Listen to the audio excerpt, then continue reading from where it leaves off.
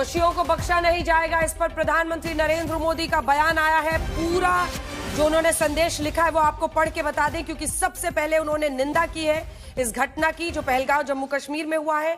उसके बाद प्रधानमंत्री ने संवेदना व्यक्त की है जिन्होंने अपनों को खोया है। इसके बाद उन्होंने कहा है कि जो घायल हुए हैं उनके लिए मैं पूजा करता हूं और हर संभव हर मुमकिन मदद की जाएगी जो भी इससे प्रभावित हुआ है। इसके आगे प्रधानमंत्री लिखते हैं कि ये जो बर्बर कांड हुआ है, हीनियस एक्ट हुआ है, उसमें जो भी इसके पीछे है उन सब के पीछे कानूनी कार्रवाई की जाएगी। उन्होंने साफ कहा है दोषियों को बख्शा नहीं जाएगा, दोषियों को बख्शा नहीं जाएगा। यह प्रधानमंत्री नरेंद्र मोदी ने अभी अभी ट्वीट करके कहा है। और इसी के साथ आपको बता दें प्रधानमंत्री दरअसल जेद्दा पहुंचे हुए हैं, वो सऊदी के दौरे पे हैं और प्रधानमंत्री ने कहा है कि आतंकवाद के खिलाफ लड़ने की हमारी जो मंशा है वो मजबूत है और मजबूत रहेगी और इसी के साथ और मजबूत होगी। और प्रधानमंत्री के कहने के बाद अब गृह मंत्री अमित शाह भी श्रीनगर के लिए रवाना हो गए हैं। तो आप अंदाजा लगा सकते हैं, मुझे लगता है 1.5-2 घंटे में वहां पर, अगर इस वक्त लगभग 6:30 बज रहे हैं तो गृह मंत्री भी श्रीनगर पहुंच जाएंगे और वो पहलगाम का रुख करें। देखिए बहुत बड़ा सवाल है और वो सवाल है कि इस आतंकी हमले से पर्यटकों को पॉइंट ब्लैंक रेंज पर अगर निशाना बनाया जा रहा है तो फिर जो साजिशकर्ता इनके पीछे है, जिन्होंने इस घटना को अंजाम तक पहुंचाने में कार्रवाई की है, उनके खिलाफ किस तरह की सख्त कार्रवाई सरकार करती है। इस बीच आपको बता दें पीएम के निर्देश पर गृहमंत्री अमित शाह निकल चुका है उनका काफिला और वो सीधा श्रीनगर के लिए रवाना हो रहे हैं। बहुत सारे सवाल लेकिन रायना साहब इस बात को लेकर पूछे जाएंगे एक के बाद एक। मैंने आपको बताया कि किस तरह से मोडस ऑपरेंडाई जो है आतंकियों का, कभी वो बिहार, यूपी, अलग अलग देश के कोनों से आए हुए मजदूरों पर हमला करने लगे, कश्मीरी पंडितों पर करते रहे, जवानों पर किया, जवानों के कैंपों पर किया, जो चुने हुए प्रतिनिधि हैं उन पर किया, बीजेपी के नेताओं पर किया और अब ये पर्यटकों को पॉइंट ब्लैंक रेंज पर गोली मारना। अब सरकार के पास क्या तरीका है इसको हैंडल करने का?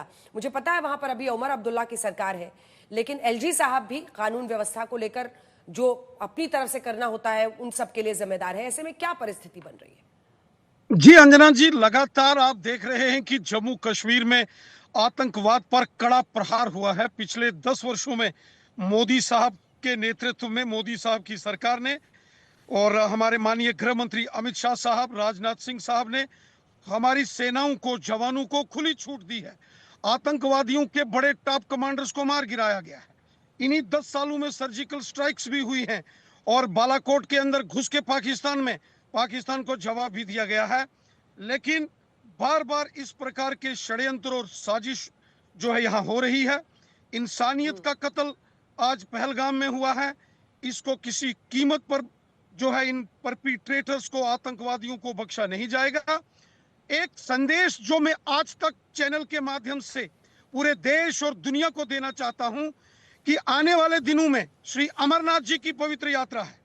हो सकता है कि पाकिस्तान की आतंकवादियों की एक साजिश हो कि आतंकवादी जो है इस प्रकार की घटनाएं करके श्री अमरनाथ जी की यात्रा में को बाधा डालने की एक षड्यंत्र और साजिश उन्होंने की हो कि लोग और भगत जन ना आए।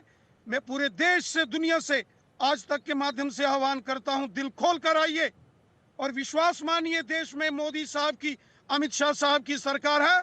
इन आतंकवादियों से ना हम पहले डरे हैं, ना अब डरेंगे और आगे भी इनका सफाया करेंगे। जिन लोगों ने, जो पहलगाम के गुनाहगार हैं, वो बख्शे नहीं जाएंगे। ये कश्मीरियों को निशाना बनाया गया। प्रधानमंत्री ने भी बहुत सख्त संदेश दिया है। उन्होंने कहा है कि कार्रवाई होगी। राणा साहब आप बने रहिए हमारे साथ। जेके बंसल जी हमारे साथ जुड़ रहे हैं, फॉर्मर मेजर जनरल, एक रक्षा विशेषज्ञ के तौर पर। जेके बंसल जी, आप क्या कहना चाहेंगे? मतलब ये घटना तो दिल दहलाने वाली है और जिस तरह की कायराना हरकत आतंकियों ने की है, उनकी क्या मंशा है इसको समझने में बहुत दिमाग लगाने की जरूरत नहीं है। लेकिन सवाल है कि हम ऐसी घटनाओं को कैसे रोक पाएंगे। अब ज्यादातर जो ऑपरेंडाई दिखता है उसमें यही है कि धर्म पूछ कर, मतलब उन पर यह आरोप लगता था ना कि आप अपने ही कश्मीरियों को मार रहे हैं, आप कश्मीर के लोगों को। अब वो धर्म पूछ कर मारने वाली जो प्रवृत्ति है वो एक बार फिर से इसमें सामने आई है। पत्नियों के सामने में पतियों को गोली मारना एक तरीका दिख रहा है, एक पैटर्न दिख रहा है।